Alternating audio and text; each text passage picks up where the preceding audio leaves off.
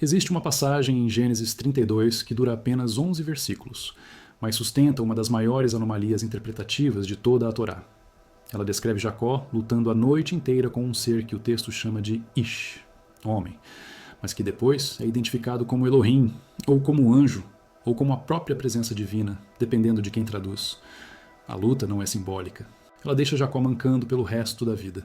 O adversário é forte o suficiente para travar combate corpo a corpo por horas sem vencer, e poderoso o suficiente para, com um toque, deslocar o quadril de um homem adulto.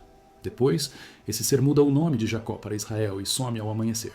Metáfora espiritual? Teofania? Ou o registro de um encontro físico com algo que a linguagem da época não conseguia classificar? Se você ficar até o final, vai entender por que uma leitura literal dessa passagem se conecta com os Néfilim pré-diluvianos, com os gigantes pós-dilúvio de Canaã, e com um padrão de narrativas sobre seres híbridos que aparecem justamente nas regiões e cronologias onde não deveriam. Se você quer mais investigações assim, que tratam um texto antigo como evidência e não como fantasia, deixa o like agora. Isso ajuda o algoritmo a saber que conteúdo investigativo, sem enrolação, funciona.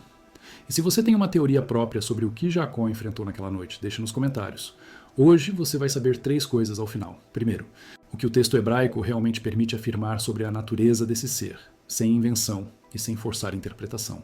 Segundo, como esse episódio se encaixa ou não no padrão dos Nefilim e dos gigantes bíblicos, tanto antes quanto depois do dilúvio.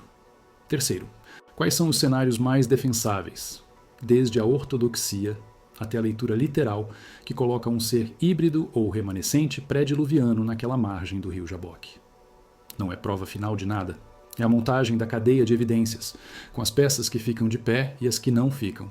Vamos começar pelo texto. Gênesis 32, versículos 22 a 32. Jacó está voltando para Canaã depois de 20 anos no exílio, fugindo da vingança de Esaú. Ele acaba de dividir sua família e seus bens em 2 grupos, como tática de sobrevivência caso Esaú ataque. À noite, sozinho, ele atravessa o Val do Jaboque, um afluente do Jordão. E então aparece o Ish. O texto diz: "E lutou um homem com ele até o romper da alva", sem introdução, sem contexto. O combate começa sem aviso e dura até o amanhecer. Isso já é estranho. Lutas corpo a corpo. Mesmo entre guerreiros treinados, raramente passam de minutos antes que um dos dois desista, se machuque ou seja dominado. Aqui, a luta é descrita como durando horas. E nenhum dos dois vence. Quando o ser percebe que não consegue vencer Jacó, ele toca na articulação do quadril e desloca o fêmur. Não é uma técnica de luta. É um movimento sobrenatural, ou, no mínimo, de força desproporcional. A palavra hebraica usada para descrever o ferimento sugere um deslocamento permanente, não uma torção muscular. Jacó vai mancar pelo resto da vida, mas mesmo ferido, ele se recusa a soltar o adversário até receber uma bênção. O ser, então, pergunta o nome dele. Jacó responde. E o ser diz: "Não será mais o teu nome Jacó, mas Israel, pois lutaste com Elohim e com homens, e prevaleceste." Jacó então nomeia o lugar de Peniel, dizendo: "Vi Elohim face a face, e minha vida foi preservada." Aqui está o problema. Se Jacó lutou com Deus, por que o texto começa chamando o adversário de Ish, homem? Se era um anjo, por que a luta é física, prolongada e deixa sequela permanente?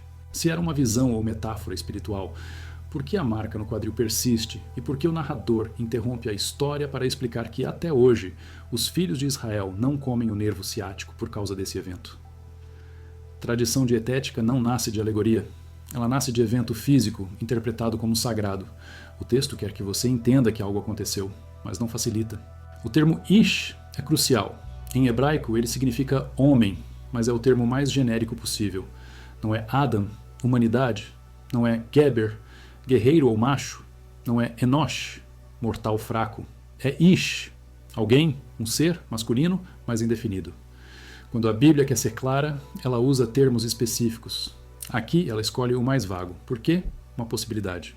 Porque o narrador não sabe como classificar o que Jacó enfrentou. Ou sabe, mas não pode dizer diretamente. O uso de Ish, seguido de Elohim, cria uma tensão que nenhuma tradução resolve bem. Jacó lutou com um homem. Jacó lutou com Deus. As 2 afirmações estão no texto. E elas se contradizem, a menos que o adversário seja algo no meio. Agora conecte isso aos Néfilim.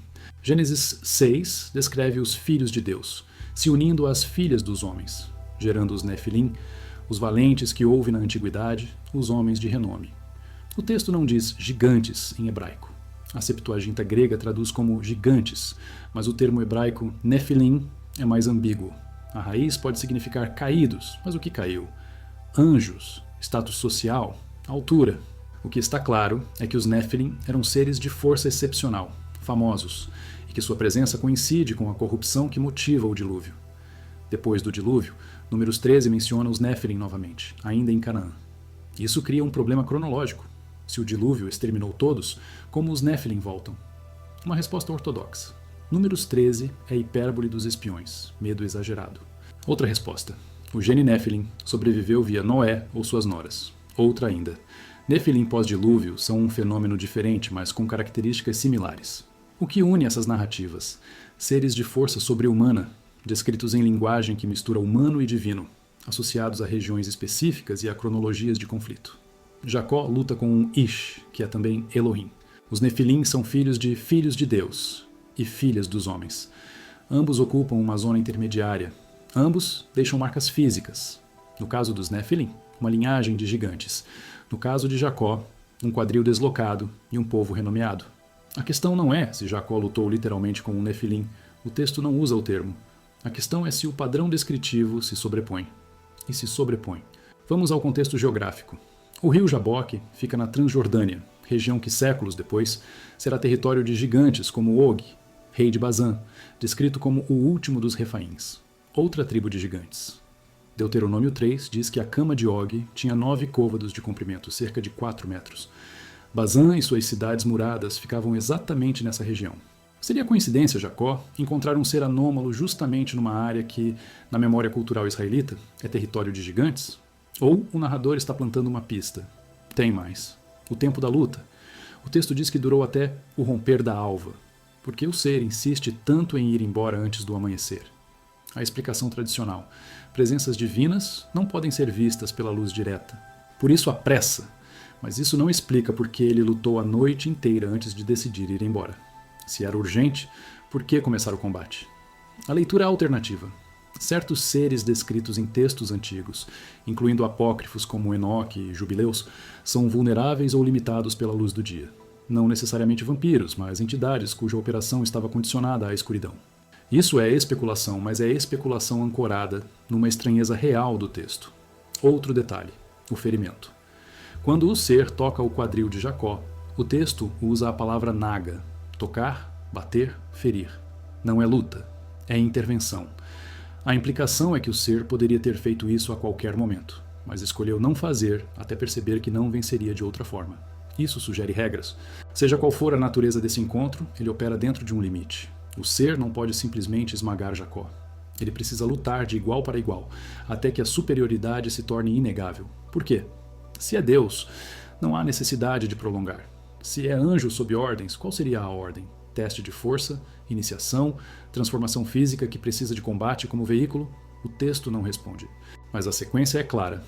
Combate prolongado, impasse, ferimento sobrenatural, bênção, mudança de identidade. Agora, compare isso com outros encontros bíblicos entre humanos e seres angélicos ou divinos. Quando anjos aparecem a Abraão em Gênesis 18, eles comem, caminham, conversam. Eles não lutam. Quando o anjo aparece a Moisés na sarça ardente, há voz, há fogo, mas não há contato físico prolongado. Quando anjos aparecem a profetas, como Isaías ou Ezequiel, a interação é visual, auditiva, às vezes traumática, mas não há combate corpo a corpo. O caso de Jacó é único. Não há outro relato bíblico de um humano lutando fisicamente com um ser divino por horas e sobrevivendo. Isso torna a passagem ou extremamente importante ou extremamente mal compreendida. Ou ambos. Vamos olhar a reação de Jacó. Depois do encontro, ele nomeia o lugar de Peniel, que significa face de Deus. Ele diz: vi Elohim face a face e minha vida foi preservada. Isso é linguagem de sobrevivência.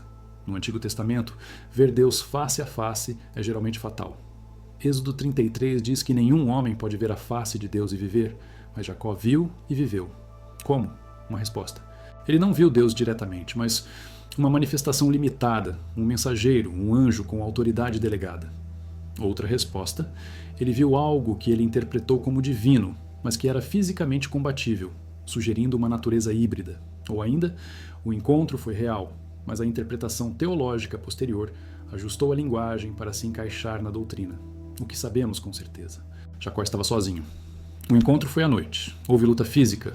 Houve ferimento permanente. Houve mudança de nome. O adversário tinha força sobre-humana, mas não ilimitada. O adversário precisava partir antes do amanhecer. Jacó interpretou o evento como um encontro com o divino. E a tradição judaica preservou a memória através de uma proibição alimentar que dura até hoje. Isso não é metáfora. Isso é memória coletiva de um evento físico que não se encaixa em categorias simples. Agora, vamos aos textos apócrifos e à tradição rabínica. O livro dos Jubileus, texto judaico do segundo século a.C., expande a história de Jacó.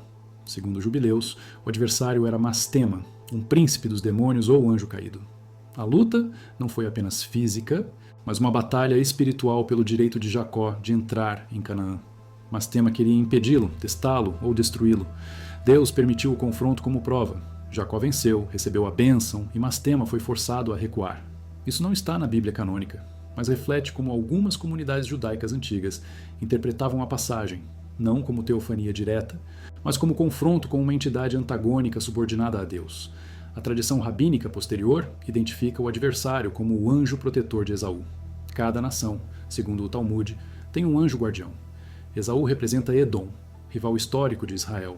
A luta, então, seria uma prefiguração do conflito entre Israel e Edom, travada no plano espiritual antes de se manifestar na história. Isso é alegoria teológica sofisticada, mas não nega a fisicalidade do evento.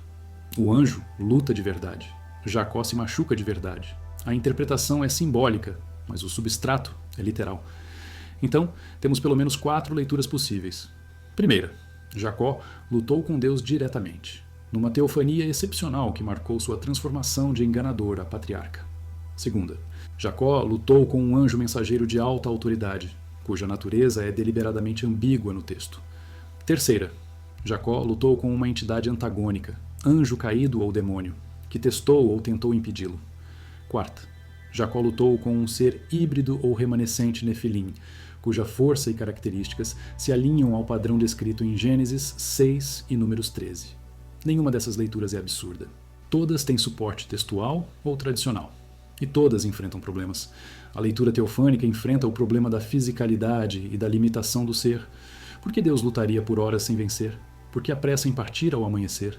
A leitura angélica é mais flexível, mas não explica por que o anjo é chamado de Ish e por que Jacó usa a linguagem de ter visto Deus. A leitura demonológica é apoiada por Jubileus, mas introduz elementos que o texto bíblico não menciona explicitamente. E a leitura Nephilim?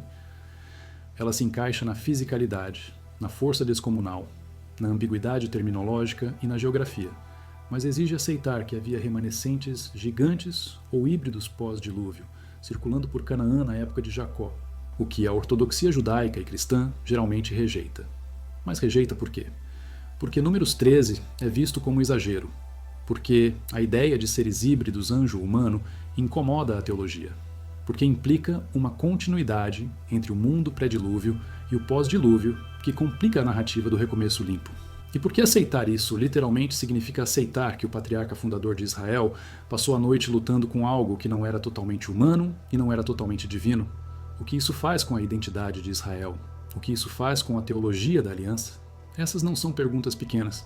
Então, vamos avaliar a evidência física. Jacó mancou. Isso é registrado. A tradição dietética foi criada. Isso é registrado. O local foi nomeado Peniel. Isso é registrado. A cicatriz cultural. O que não há é descrição detalhada do adversário. Não há altura mencionada. Não há cor de pele, roupa, armas, aparência. Só Ish. E só a força. Se o narrador quisesse deixar claro que era um gigante, ele poderia ter dito. Se quisesse deixar claro que era Deus, ele poderia ter usado IKWH, ou Adonai. Em vez disso, ele usa a linguagem mais ambígua possível. Isso é intencional? Ou é sinal de que o próprio narrador não tinha certeza? Considere que Gênesis foi compilado séculos depois dos eventos que descreve. A história de Jacó circulou oralmente por gerações antes de ser escrita. Durante esse tempo, interpretações se acumulam, detalhes mudam, teologia se desenvolve. É possível que a versão escrita que temos seja o resultado de várias camadas de edição, cada uma tentando harmonizar a memória do evento com a teologia vigente. A memória central, luta, ferimento, bênção, mudança de nome, persiste. mas os detalhes que não se encaixam são suavizados ou removidos. O resultado é um texto que preserva a estranheza, mas não a explica. E se o adversário fosse realmente um Nephilim ou Refaim, como isso funcionaria cronologicamente? Jacó viveu por volta de 1800 a 1700 a.C., dependendo da cronologia que você usa. O dilúvio, se lido literalmente, teria acontecido séculos antes.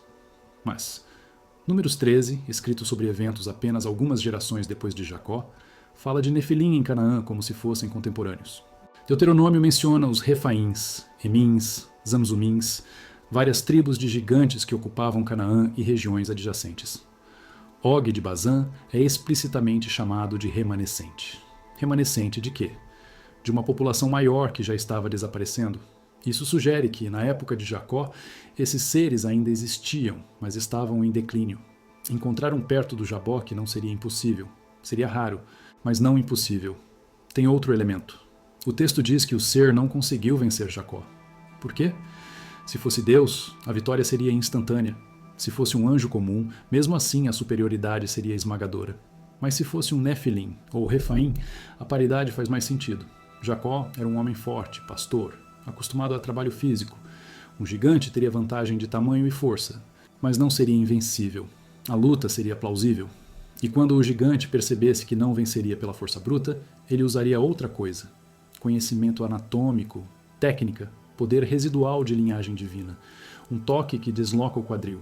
Isso soa como alguém que conhece o corpo humano por dentro, não como força cega. E a bênção? Se o adversário fosse um Nephilim, por que ele abençoaria Jacó? Aqui a teoria precisa de ajuste. Talvez o encontro não fosse hostil desde o início. Talvez fosse um teste, um rito de passagem imposto por entidades que controlavam territorialmente aquela região. Jacó precisava provar sua força para cruzar.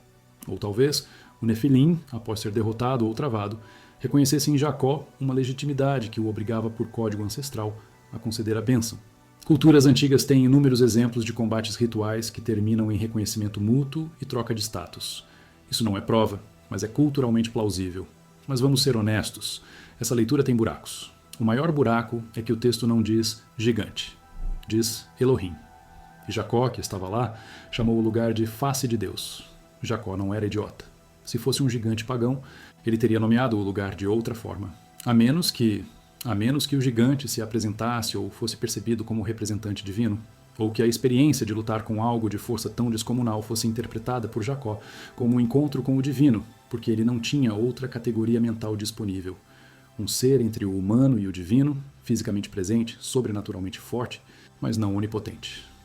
Como você classifica isso em hebraico antigo? Você chama de Ish, e depois de Elohim, porque não há palavra melhor. Então, recapitulando até aqui, o texto de Gênesis 32 apresenta um combate físico prolongado entre Jacó e um ser de identidade ambígua. O ser é inicialmente chamado de homem, mas depois identificado como divino. A luta dura horas, sem vencedor claro, até que o ser usa força sobrenatural para ferir Jacó.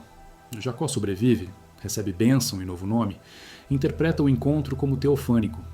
A tradição rabínica e apócrifa oferece múltiplas interpretações: teofania, anjo mensageiro, anjo caído ou prefiguração simbólica.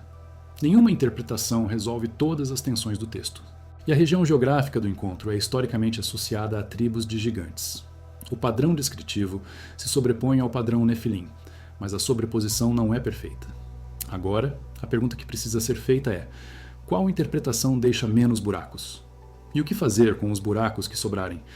A interpretação ortodoxa judaica e cristã tradicional trata o encontro como teofania mediada. Deus se manifesta através de um anjo ou forma temporária para interagir com Jacó sem matá-lo. A linguagem mista, Ish e Elohim, é vista como recurso narrativo para indicar que o divino estava presente, mas velado. A luta seria simbólica. Jacó lutando contra seu próprio passado, suas próprias fragilidades, ou contra o julgamento divino pelos seus enganos anteriores. O ferimento no quadril representa a transformação dolorosa. A bênção e mudança de nome selam a transformação. É uma leitura bonita, coerente com a teologia desenvolvida e respeitada por milênios.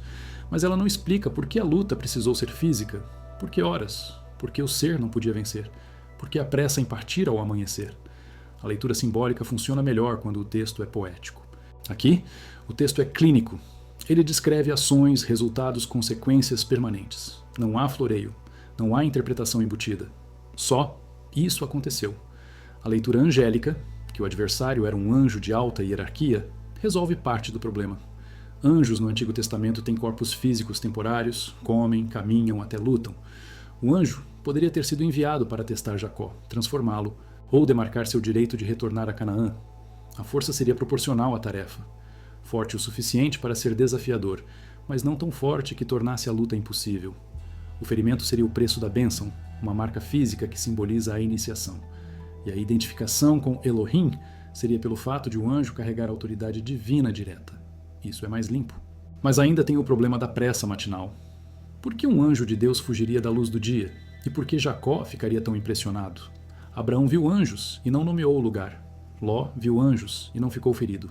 Gideão viu um anjo e sobreviveu sem sequela permanente. O que torna o caso de Jacó diferente. Aqui está uma possibilidade intermediária que raramente é considerada. E se o adversário fosse um anjo rebelde ou caído, mas não completamente demonizado? Algo entre a hierarquia celeste pura e os demônios do Novo Testamento? No livro de Enoque, há uma hierarquia complexa de anjos caídos. Alguns são aprisionados imediatamente após o dilúvio. Outros permanecem ativos, interferindo na história humana até serem progressivamente neutralizados. Enoque não é canônico, mas era amplamente lido no Segundo Templo. Se essa cosmologia estava circulando, ela poderia explicar um anjo de linhagem divina, mas em situação ambígua, nem totalmente subordinado a Deus, nem totalmente rebelde. Ele testa Jacó porque tem autoridade residual para isso. Ele abençoa porque reconhece a legitimidade de Jacó. E ele foge ao amanhecer porque sua operação está condicionada, seja por limitação própria, seja por ordem superior que restringe seu tempo de atuação. Essa leitura tem apelo porque preserva a ambiguidade do texto, a força física, a transformação espiritual e o elemento estranho, mas é especulativa. Não há versículo que diga "e o anjo era caído, mas ainda funcional".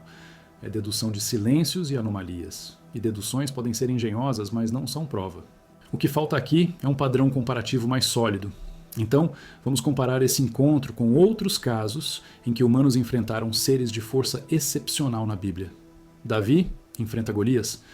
Golias é descrito como tendo 6 côvados e 1 palmo de altura, cerca de 3 metros. Ele é da cidade de Gate, um dos 5 centros filisteus, mas também mencionada como cidade de gigantes nos livros de Josué e Samuel.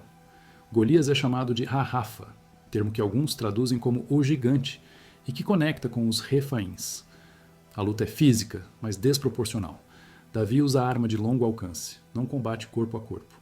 Quando desce para decapitar, Golias já está inconsciente. Não há paridade de força, não há luta prolongada, e não há bênção. Golias morre, Davi se torna herói. Fim. Sansão enfrenta filisteus e leões com força sobre-humana. Mas a força de Sansão vem explicitamente do Espírito do Senhor, ativado por condições específicas. Cabelo não cortado, nazireu consagrado. Quando ele perde a força, ele perde porque as condições foram quebradas. A lógica interna clara. E Sansão nunca enfrenta um oponente único que lute de igual para igual por horas. Ele esmaga multidões, mas não trava duelos equilibrados. Josué enfrenta os 5 reis amorreus em Josué 10. Mas Deus intervém com pedras de granizo. Josué 11 menciona Anaquins, descendentes de Anak, gigantes de Hebron, Gate e Gaza.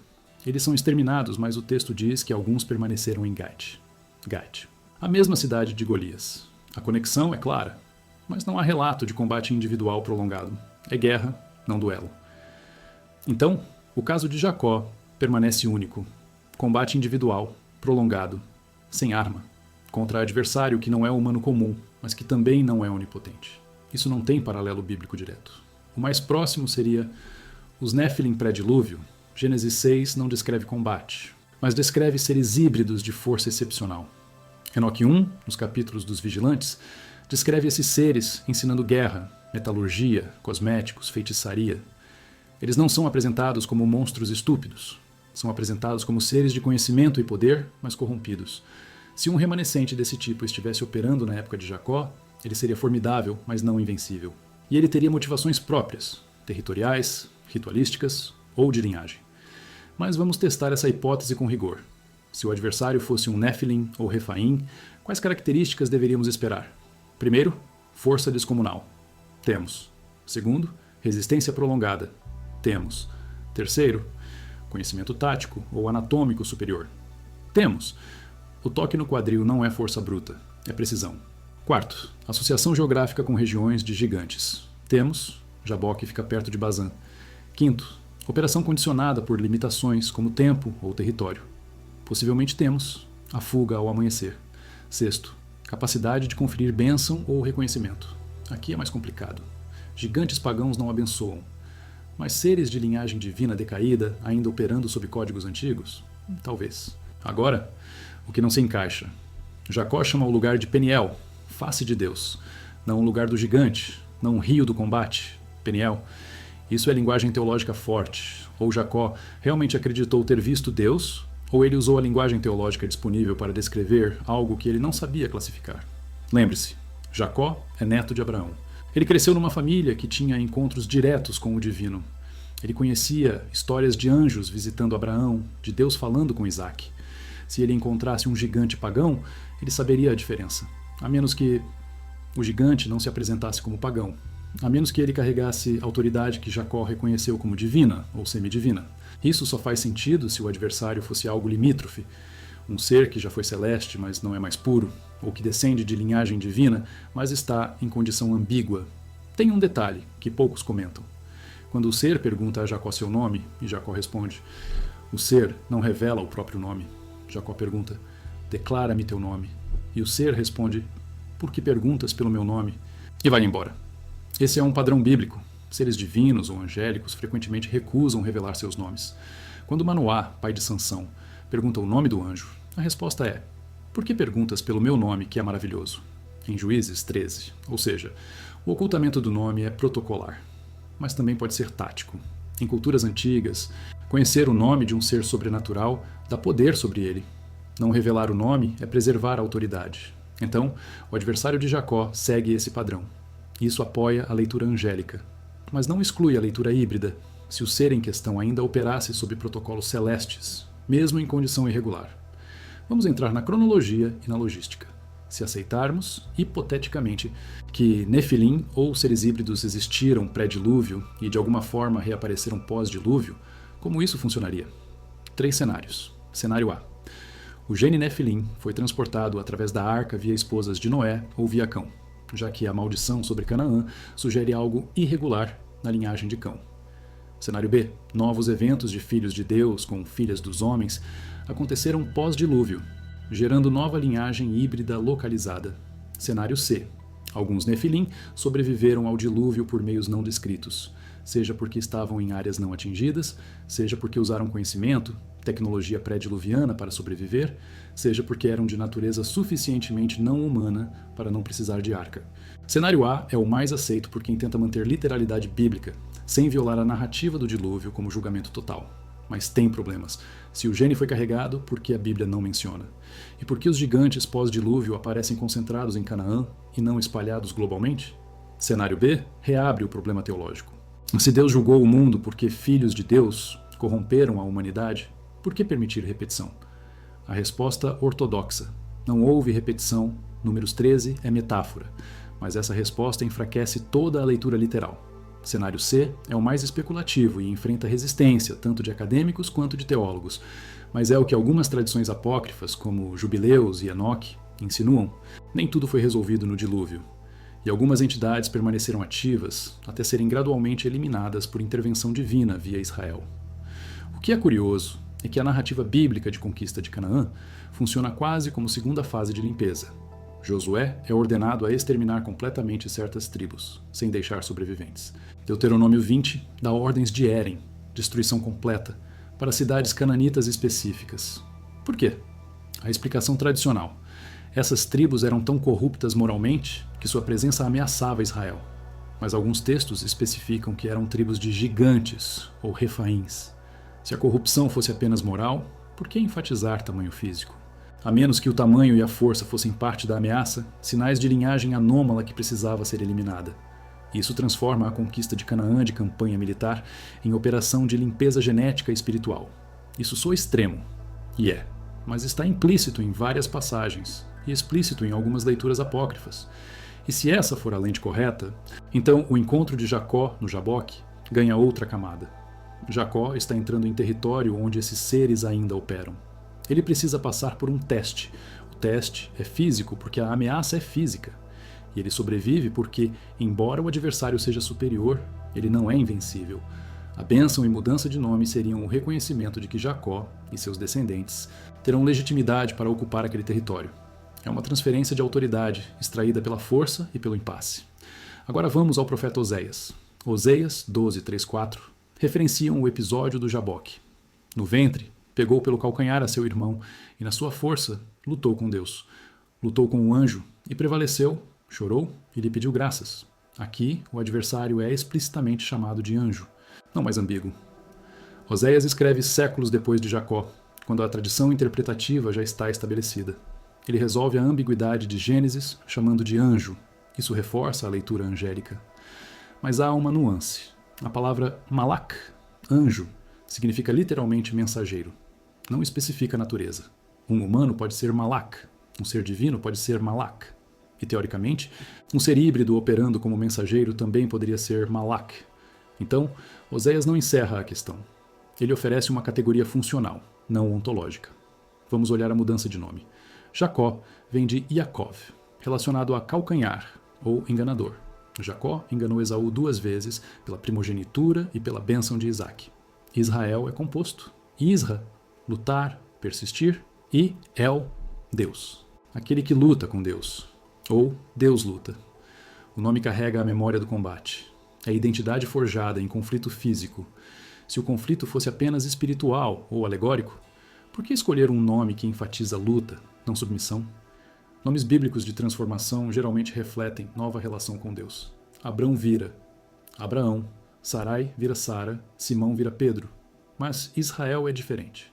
Não é servo de Deus, amigo de Deus, escolhido de Deus. É luta com Deus. Isso preserva a tensão. Preserva a ideia de que a relação entre Israel e o divino é combativa, não passiva. E isso é consistente com a história posterior de Israel. Questionamento, rebelião, retorno, conflito constante. O nome reflete caráter nacional. E quanto ao quadril? A lesão é especificamente no Kaf Hayarek, a articulação da coxa, provavelmente o encaixe do fêmur no quadril. Deslocamento ali é incapacitante. Mesmo se recolocado, deixa inflamação crônica, dor, mobilidade reduzida. Jacó manca pelo resto da vida. Isso não é detalhe cosmético.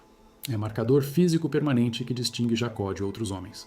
E a proibição alimentar associada, não comer o nervo ciático, vira memorial coletivo. Cada vez que um judeu prepara carne kasher, ele se lembra dessa luta. Memória embutida em prática diária. Isso não se faz com metáfora. Isso se faz com um evento que marcou tão profundamente que virou código cultural. Então, o que temos até aqui? Um evento físico inegável. Um adversário de força excepcional, mas limitada. Linguagem ambígua que permite múltiplas interpretações. Tradição rabínica e apócrifa que oferece leituras variadas. Contexto geográfico que associa a área com gigantes. Padrão descritivo que se sobrepõe ao padrão Nefilim, mas não perfeitamente. E consequências permanentes, físicas, nominais, culturais, que indicam que algo extraordinário aconteceu. Nenhuma interpretação resolve tudo. Cada uma deixa perguntas, mas algumas deixam menos. Se você lê isso como metáfora, memória histórica, leitura literal de combate angélico ou encontro com ser híbrido, o que te convence mais? Deixe nos comentários, porque agora a gente precisa avaliar o que a arqueologia e a história comparada têm a dizer sobre gigantes e seres anômalos no levante da Idade do Bronze. A arqueologia de gigantes é problemática. Não há esqueletos de 3 metros confirmados e aceitos pela comunidade científica mainstream. Há relatos de achados isolados, fotos de escavações duvidosas, manchetes sensacionalistas. Mas nada que passe por peer review rigoroso. Por quê? 3 possibilidades. Primeira, os gigantes nunca existiram. Eram exageros poéticos. Segunda, existiram, mas não na escala descrita. E os ossos encontrados foram mal identificados ou perdidos. Terceira, existiram, mas houve supressão ativa ou negligência dos achados, porque não se encaixavam em narrativas estabelecidas. Cada uma dessas possibilidades tem defensores, e cada uma tem furos. O problema da primeira possibilidade, que gigantes são só exagero, é que culturas mediterrâneas antigas eram obcecadas com medida e proporção. Egípcios mediam tudo, gregos e romanos também. Quando um escriba bíblico diz 9 côvados, ele não está sendo poético, ele está dando medida. pode ser imprecisa, arredondada ou exagerada levemente, mas não é invenção pura. E tem o fato de que tribos de homens grandes aparecem em registros egípcios, hititas e assírios, não chamados de gigantes, mas descritos como homens de estatura superior. Isso sugere que havia, sim, populações com altura média significativamente maior. Talvez não 3 metros, mas acima de 2, suficiente para serem marcantes. A segunda possibilidade, que ossos foram encontrados, mas mal catalogados, tem mais tração. A arqueologia do século XIX e início do século XX era caótica. Escavações sem método, ossos misturados, anotações perdidas. Se você encontrasse um fêmur de 2 metros em 1880, você classificaria como quê? Gigante humano? Erro de medição? Anomalia? Muitos desses achados foram destruídos em guerras, inundações ou simplesmente descartados porque não faziam sentido. A arqueologia moderna é mais rigorosa, mas também é mais cautelosa. Se você encontrar hoje um esqueleto de 2,5 metros, você vai precisar de datação carbono, análise de DNA, contexto estratigráfico impecável. Isso leva anos. E se o achado acontecer em área de conflito, como o Oriente Médio frequentemente é, a chance de estudo completo cai a quase zero. A terceira possibilidade, supressão ativa, entra em território de conspiração, e conspiração é difícil de provar. Mas há casos documentados de achados arqueológicos sendo arquivados porque contradizem cronologias estabelecidas ou porque são politicamente sensíveis. Por exemplo, evidências de presença israelita em Canaã antes do que as cronologias acadêmicas aceitam. Ou artefatos que sugerem contato transoceânico antes de Colombo. Não é que haja uma cabala global escondendo verdades. É que instituições acadêmicas têm inércia. Se um achado ameaça 50 anos de consenso, ele enfrenta resistência. E no caso de gigantes, o problema é que o tema foi tão contaminado por pseudociência e sensacionalismo que qualquer pesquisador sério que toque no assunto arrisca credibilidade. Mas vamos ao que é aceito. Há tribos humanas com altura média excepcionalmente alta. Os Dinka e Nuer do Sudão do Sul têm altura média masculina acima de 1,90 metros, com indivíduos comuns chegando a 2, 10 metros. Os Tutsis de Ruanda e Burundi também. Isso é genético, não anômalo. Se tribos assim existissem no Levante Antigo, elas seriam percebidas como gigantes por povos de altura média de 1,60 a 1,70 metros. Um guerreiro de 2, 20 metros, com armadura e armas proporcionais, seria aterrorizante. E se houvesse concentração dessas tribos em regiões específicas, como Bazã ou Hebron, a reputação de terra de gigantes se consolidaria. Isso não prova Nephilim, mas explica parte da mitologia sem precisar recorrer ao sobrenatural. Porém, isso não explica a linguagem bíblica. A Bíblia não diz homens muito altos. Diz Nephilim. Diz filhos dos filhos de Deus. Usa terminologia que sugere hibridização, não apenas variação genética natural. E essa terminologia é consistente entre Gênesis, Números, Deuteronômio, Josué e Samuel. Se fosse só variação de altura, por que a insistência nesse vocabulário específico?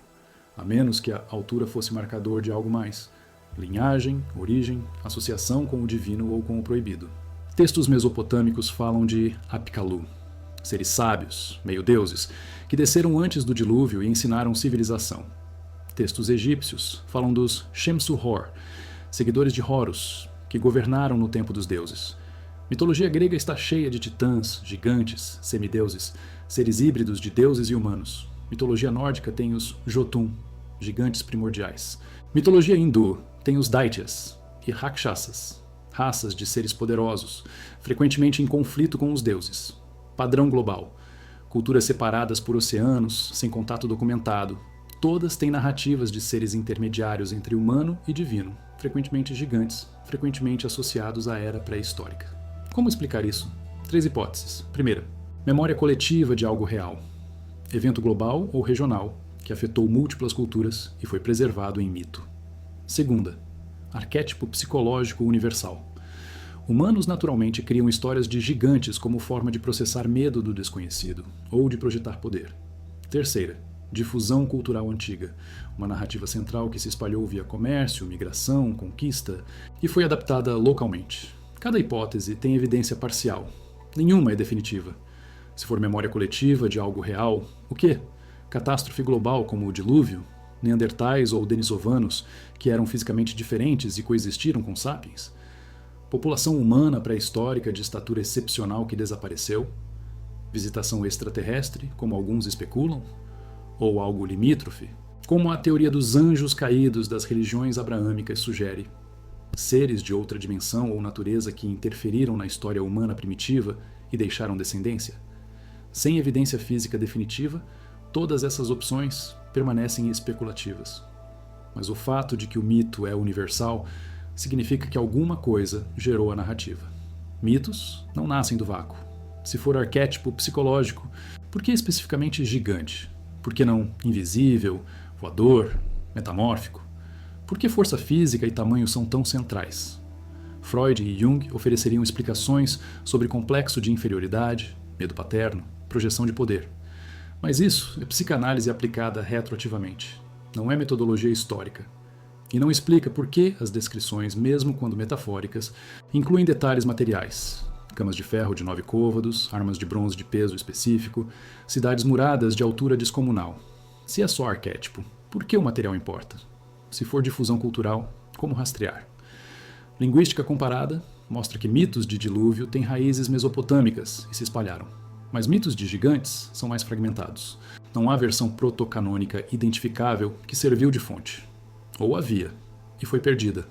Ou cada cultura desenvolveu independentemente, o que nos traz de volta à questão: por quê? Então, arqueologia não resolve. História comparada não resolve. O que a Bíblia oferece é narrativa linear, que tenta integrar esses elementos num quadro teológico. Rebelião angélica gerando hibridização pré-dilúvio, julgamento por dilúvio, reaparecimento pós-dilúvio em forma limitada, eliminação progressiva via Israel. É cosmologia, não ciência. Mas é cosmologia que tenta explicar os mesmos fenômenos que arqueologia e antropologia enfrentam. E ela oferece uma coisa que ciência não oferece: motivação. Por que gigantes existiriam? Segundo Gênesis 6, porque filhos de Deus violaram ordem criacional. Por que foram eliminados? Porque representavam corrupção irreparável. Por que reapareceram? Porque o julgamento não foi completo, ou porque nova violação ocorreu.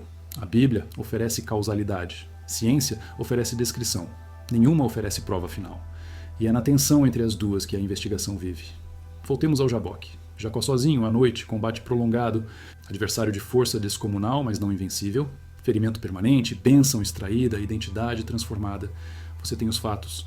Agora vamos montar os cenários finais e avaliar o que cada um explica e o que cada um deixa sem resposta. Cenário A. Teofania direta. Deus se manifesta fisicamente para transformar Jacó. A luta é literal, mas Deus se autolimita para que o combate seja possível. O ferimento é pedagógico, transformação exige dor. A mudança de nome sela a nova identidade. A ambiguidade terminológica, Seish e Elohim, reflete a tensão entre transcendência divina e manifestação imanente.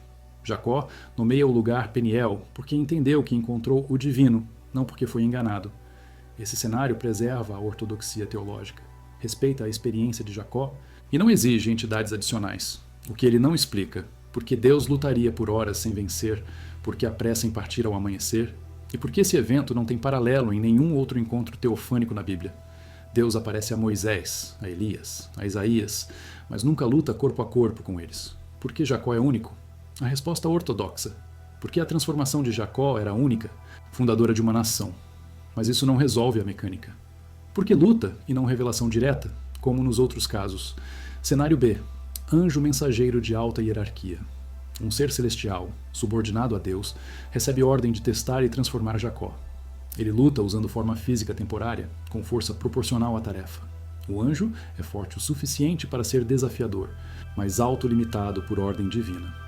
O ferimento vem quando o anjo precisa encerrar o teste antes do amanhecer, prazo imposto por Deus ou por protocolo celestial. A identificação com Elohim ocorre porque o anjo carrega a autoridade divina delegada. Jacó interpreta o encontro como teofânico porque, para ele, distinção entre Deus e mensageiro divino é fluida. Esse cenário é mais limpo, tem suporte em Oséias 12 e se alinha com outros encontros angélicos na Bíblia. O que ele não explica tão bem: a duração extrema da luta, a força aparentemente igual entre os dois durante horas, e por que o anjo não vence antes de usar poder sobrenatural. Anjos bíblicos, quando querem, são devastadores. Um anjo mata 185.000 soldados assírios numa noite em 2 Reis 19. Um anjo destrói Sodoma. Por que esse anjo trava por horas sem vencer? Cenário C. Anjo caído ou entidade ambígua. Um ser de linhagem celeste, mas em situação irregular. nem totalmente subordinado a Deus, nem totalmente rebelde. Ele opera em território limítrofe, testando ou guardando aquela região. A luta é real porque o ser tem agenda própria, mas reconhece que Jacó tem legitimidade divina. A força é equilibrada porque o ser, embora superior, está condicionado ou limitado. Ele parte ao amanhecer porque sua operação está restrita. Ele abençoa porque, apesar da ambiguidade, ainda opera sob códigos celestiais antigos. Jacó o identifica como Elohim porque o ser carrega marcadores divinos, mas não é Deus propriamente. Esse cenário se apoia em Jubileus, que identifica o adversário como Mastema. Também se alinha com a cosmologia de Enoque, onde anjos caídos ou intermediários ainda atuam na história pós-dilúvio. O que ele não explica. Por que a Bíblia canônica não menciona isso explicitamente? E por que a tradição rabínica posterior prefere a leitura angélica ortodoxa? A resposta possível: porque textos como Enoque e Jubileus foram gradualmente marginalizados e a teologia posterior preferiu simplificar. Cenário D. Nefilim ou Refaim remanescente. Um ser híbrido, descendente da linhagem dos filhos de Deus e filhas dos homens, que sobreviveu ao dilúvio ou resultou de novo o evento pós-dilúvio. Ele habita a região do Jaboque, território historicamente associado a gigantes. A luta é literal, física, prolongada, porque Jacó está enfrentando um ser de força sobre-humana, mas não divina pura. O ferimento vem quando o gigante usa conhecimento superior ou força residual de linhagem anômala. A bênção ocorre porque o gigante, após ser travado, reconhece em Jacó uma autoridade que o obriga, por código ancestral ou derrota implícita, a conceder status. Jacó interpreta o evento como divino porque não tem outra categoria mental disponível. Um ser tão forte só pode ser celestial. O ser parte ao amanhecer porque sua natureza híbrida impõe limitações não descritas. Esse cenário se alinha com a geografia, com o padrão Nephilim e com a fisicalidade extrema do evento. O que ele não explica: por que o texto não usa o termo Nephilim ou Refaim e por que Jacó usa a linguagem teológica tão forte? A resposta possível: porque o narrador estava codificando intencionalmente, preservando o evento, mas ajustando a linguagem para se encaixar na narrativa monoteísta. Qual cenário é mais forte? Depende do que você valoriza mais: coerência teológica, simplicidade narrativa ou explicação das anomalias físicas. Cenário A é o mais teologicamente seguro, mas deixa mais perguntas sobre mecânica. Cenário B é o mais equilibrado, mas subestima a paridade de força. Cenário C é o mais especulativo, mas integra as tradições apócrifas. Cenário D é o mais literal, mas desafia a ortodoxia e exige leituras heterodoxas de outros textos. Nenhum é perfeito. Todos têm mérito, e todos têm problemas. Mas aqui está o que fica de pé, independentemente do cenário que você escolhe. Primeiro, algo físico aconteceu. Não foi visão, não foi sonho, não foi parábola. Jacó mancou. A tradição alimentar foi criada. O local foi nomeado. Memória foi preservada por milênios. Segundo, o adversário era de força excepcional. A luta durou horas sem decisão. Isso não é hipérbole, é registro. Terceiro, havia regras. O ser não podia simplesmente esmagar Jacó. Ele precisava lutar dentro de limites, até usar intervenção não convencional. Quarto, o evento foi transformador. Jacó saiu diferente, fisicamente, nominalmente e espiritualmente, e essa transformação fundou a identidade de uma nação. Quinto, a ambiguidade é intencional. O texto poderia ter sido mais claro. Ele escolheu não ser. E essa escolha preservou o mistério, permitindo múltiplas leituras e perpetuando o debate. Essa é a genialidade do texto. Ele não fecha a questão. Ele a mantém aberta. E talvez seja isso que ele deveria fazer. Porque no final, a pergunta não é: o que Jacó enfrentou?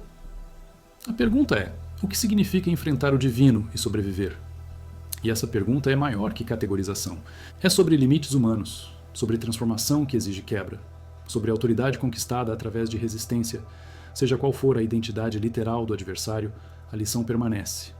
Jacó não se submeteu passivamente. Ele lutou. E foi justamente por lutar que ele foi abençoado.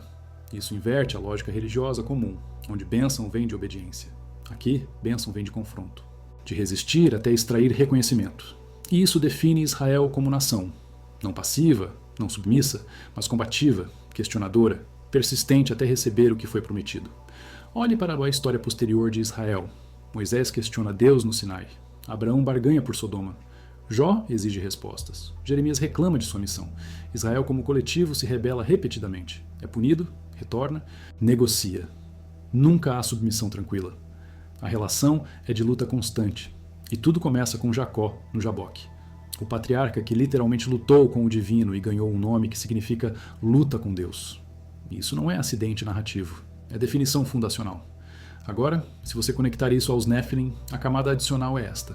Talvez a luta de Jacó não seja só com o divino em sentido puro, mas com forças limiares, anjos caídos, gigantes, remanescentes de era anterior, que ainda operavam no mundo e precisavam ser confrontados para que Israel pudesse emergir. A conquista de Canaã, gerações depois, seria a conclusão desse processo. Exterminar os gigantes, ocupar as cidades muradas, limpar a terra.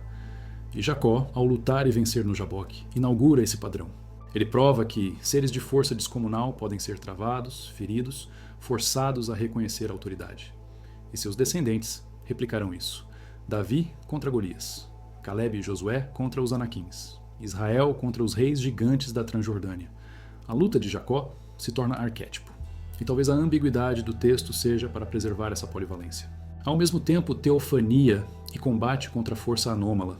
Porque no mundo antigo, essas categorias não eram tão separadas quanto são para nós. Há algo mais a considerar. O livro de Gênesis foi compilado durante ou após o exílio babilônico, quando Israel estava tentando entender por que perdeu tudo. O templo destruído, Jerusalém arrasada, povo disperso. Como manter identidade sem terra, sem templo, sem rei? A resposta foi codificar narrativa fundadora. E a narrativa de Jacó oferece isto. Mesmo quando você está sozinho, ferido, superado, você luta. Você resiste até extrair bênção, e você sai transformado. Isso é mensagem de sobrevivência para exilados. Não é coincidência que Jacó, no Jaboque, está sozinho e vulnerável. Sua família está do outro lado do rio. Esaú vem com 400 homens. Ele está encurralado. E é justamente nesse momento que o adversário aparece. Quando você não tem mais nada, quando está reduzido ao essencial, é quando o divino ou o limítrofe te encontra. E você luta, porque não há outra opção. Essa leitura existencial não anula a leitura literal. Ela se sobrepõe. O texto funciona em múltiplos níveis. E talvez o melhor que podemos fazer é reconhecer isso. Não escolher uma leitura e descartar as outras, mas mantê-las todas em tensão. Jacó lutou com Deus. Jacó lutou com o anjo. Jacó lutou com ser limítrofe. Jacó lutou com seu próprio destino. Todas essas afirmações podem ser verdadeiras simultaneamente, em níveis diferentes. E o texto hebraico, com sua ambiguidade cuidadosa, permite isso. Mas voltando à pergunta inicial, se o adversário fosse, hipoteticamente, um Nephilim ou Refaim, o que isso mudaria? Mudaria a cosmologia. Significaria que o mundo pós-dilúvio não estava tão limpo quanto a narrativa sugere, que forças anômalas ainda operavam, que a missão de Israel não era só ocupar terra, mas purificar território contaminado por linhagens híbridas. Isso faria da história bíblica algo mais parecido com mitologia grega, heróis enfrentando monstros, mas com um twist monoteísta. Os monstros são resultado de rebelião angélica, não de capricho divino. E a missão é restauração da ordem criacional, não conquista arbitrária. Isso daria sentido às ordens de extermínio total em Deuteronômio. Não seria genocídio étnico, mas eliminação cirúrgica de linhagens consideradas irreparavelmente corrompidas. Isso não torna as ordens menos brutais, mas muda a lógica por trás delas. Obviamente essa leitura é controversa. Ela levanta questões éticas enormes, e ela depende de aceitar literalidade de elementos que a maioria dos acadêmicos trata como mito. Mas a questão aqui não é: você deveria aceitar isso como verdade histórica? Eu não sei. A questão é: essa leitura é textual e tradicionalmente defensável? E a resposta é sim.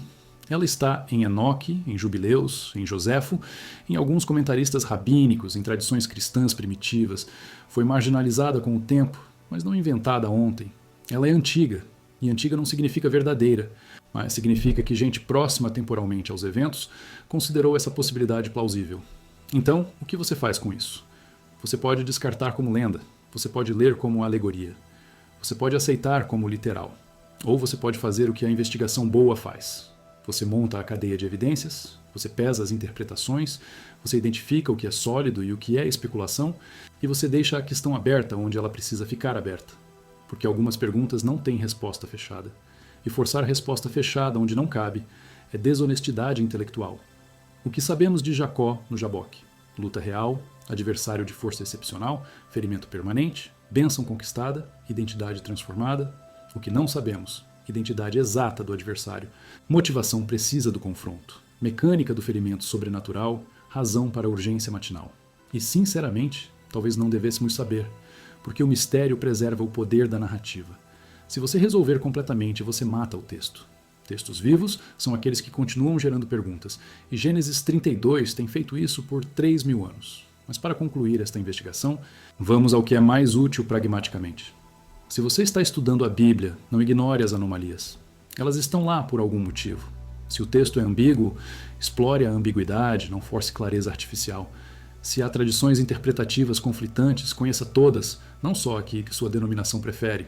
E se há conexões com outros textos, canônicos ou apócrifos, siga as conexões, porque elas revelam como comunidades antigas entendiam o mundo.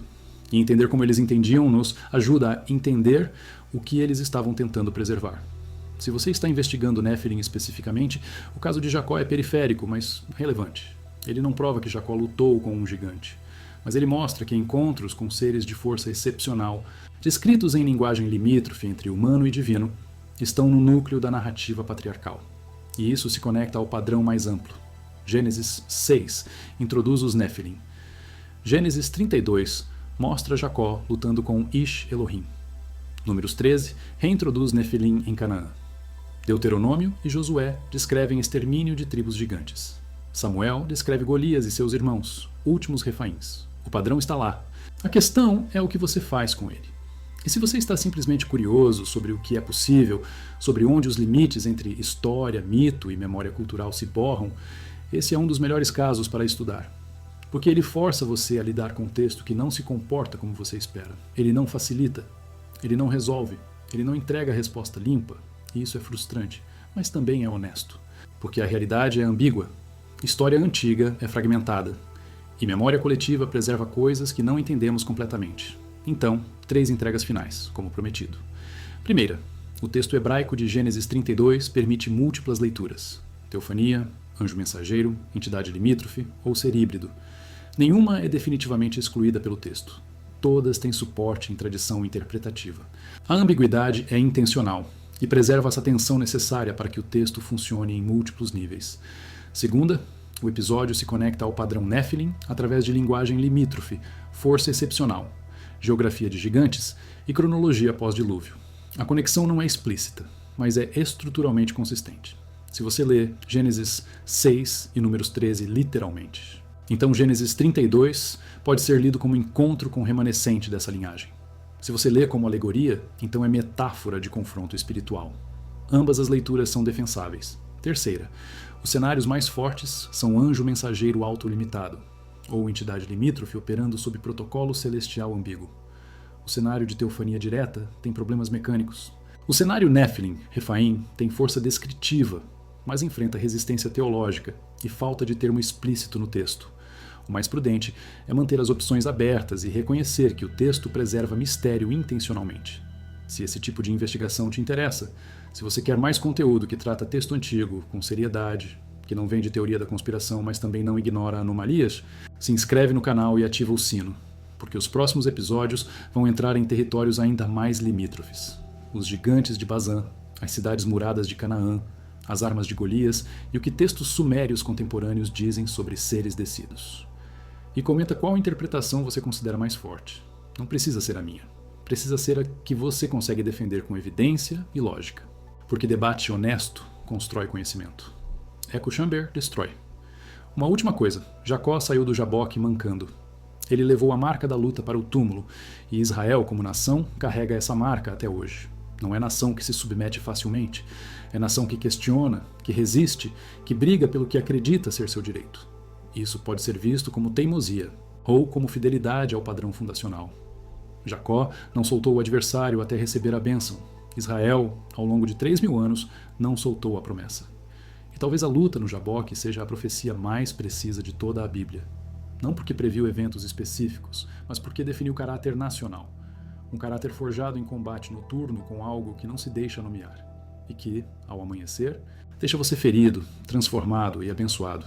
Tudo ao mesmo tempo. Porque encontros com o divino ou com o limítrofe que carrega traço do divino nunca são simples. E quem sai inteiro não passou pelo teste real. Jacó passou e virou Israel. E a história que começou naquela margem ainda está sendo escrita.